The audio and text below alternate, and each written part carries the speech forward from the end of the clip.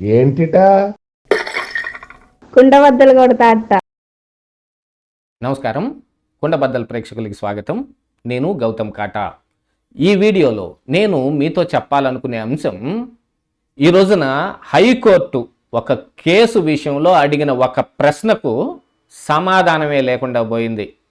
ప్రభుత్వం తరపున వాదిస్తున్న పీపీ గారి దగ్గర కానీ మరి ప్రభుత్వం కూడా ఏం సమాధానం చెప్తుందో తెలియదు. ఎస్పెషల్లీ జత్వానీ కేసు ఎంత హాట్ టాపిక్గా మీడియాలో నడిచిందో అందరికీ తెలుసు. అందులో మరి జత్వానీ పెట్టిన కేసు తీసుకోవటం, 3 ఐపీఎస్లు సస్పెండ్, పిఎస్ఆర్ ఆంజనేయులు కానీ, విశాల్ గున్ని కానీ, క్రాంతి రాణా టాటా కానీ సస్పెండ్ అయిపోవటం, ఇందులో కుక్కల విద్యాసాగర్ అరెస్టు, ఆ తర్వాత ఆయన కోర్టులకు చుట్టూ తిరగటం, ఎట్టకేలకు చిట్ట చివరకు బెయిల్ సంపాదించి బయటకు రావటం. ఈ విషయంలో మరి క్రాంతి రాణా టాటా కానీ లేకపోతే విశాల్ గున్ని కానీ మమ్మల్ని అరెస్ట్ చేయకుండా మాకు ముందస్తు బెయిల్ ఇవ్వండి అని ఏపీ హైకోర్టుకు వెళితే, అందులో జరిగిన వాదనల్లో హైకోర్టు న్యాయమూర్తి ఒక ప్రశ్న అడిగారు. దానికి పీపీ గారి దగ్గర సమాధానం లేదు. నిజంగా యాక్చువల్గా దానికి సమాధానం వెతుక్కుంటే ఈ కేసు ఎంత బాగా పనిచేస్తుంది, ఈ కేసులో పోలీసుల వ్యవహార శైలి ఎలాగుంది, ఏదో సామాన్యుడిని అనుకోండి ఇంటికొచ్చి పగలగొట్టేనే ఎత్తుకుపోతారు. సోషల్ మీడియా కార్యకర్తలు అందరి సంగతి చూశాం కదా, వాళ్ళని ఇదిగో ఇలా కేసు పెట్టగానే వాళ్ళ అరెస్టు. కానీ అందులో ఆర్జీవి కానీ, పోసాని కృష్ణమురళి కానీ, మిగతా శ్రీరెడ్డి కానీ ఎవరు అరెస్ట్ కాల. ఇక్కడున్న కార్యకర్తలు, ఇక్కడ లోకల్ పోలీస్ స్టేషన్ పరిధిలో దొరికే వ్యక్తులు, వీళ్ళ అరెస్టులు, కోర్టులో ప్రొడ్యూస్ చేయటాలు, రిమాండ్ పెట్టటాలు ఇవే జరుగుతున్నాయి తప్ప మరి ఆర్జీవీని ఇంతవరకు తీసుకొని రాలేకపోయారు. సరే, బాగా పెట్టారు ఈ కేసు, ఇందులో కూటమి ప్రభుత్వం గట్టిగా పనిచేస్తుంది, ఇందులో ఇరుక్కోవటానికి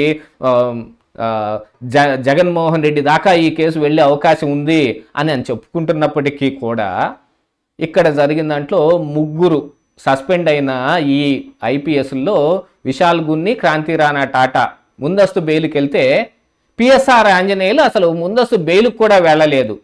అయినా ఈరోజు కోర్టులో వీళ్ళిద్దరి ముందస్తు బెయిల్ మీద విచారణ జరుగుతుంటే సమాధానాలు కొన్ని ఉంటాయి కదా. వీళ్ళకి బెయిల్ ఎందుకు ఇవ్వద్దనంటే వీళ్ళు సాక్షులను ప్రభావితం చేసే అవకాశం ఉంది, వీళ్ళు పోలీస్ డిపార్ట్మెంట్లో మంచి పొజిషన్లో ఉన్నారు, వీళ్ళు ఎవరినైనా ఇన్ఫ్లుయెన్స్ చేయగలుగుతారు, కాబట్టి వీళ్ళకి మీరు బెయిల్ ఇవ్వకండి అని వాదిస్తూ ఉంటే అప్పుడు అడిగారు జడ్జి గారు ఒక ప్రశ్న.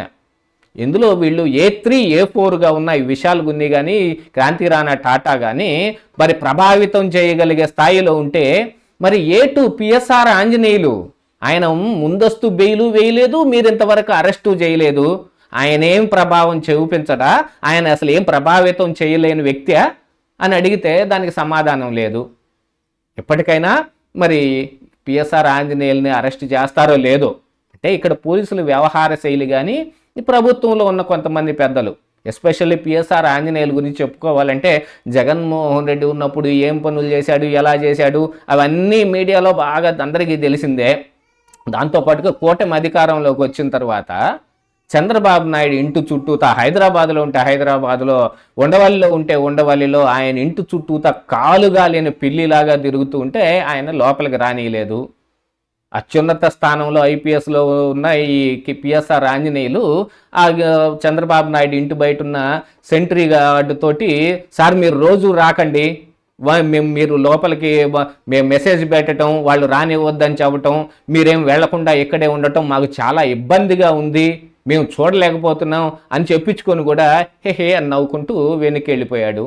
అలాంటి ఆ పిఎస్ఆర్ ఆంజనేయులు మరి ఆయనకి ఇంటర్వ్యూయే ఇవ్వలేదు, ఆయన కలవటానికే ఇష్టపడలేదు అని అంటే మరి ఇప్పుడు ఎందుకు అరెస్ట్ చేయలేదు అంటే మర్చిపోయారా పిఎస్ఆర్ ఆంజనేయులు ఒక వ్యక్తి ఉన్నాడనే సంగతిని?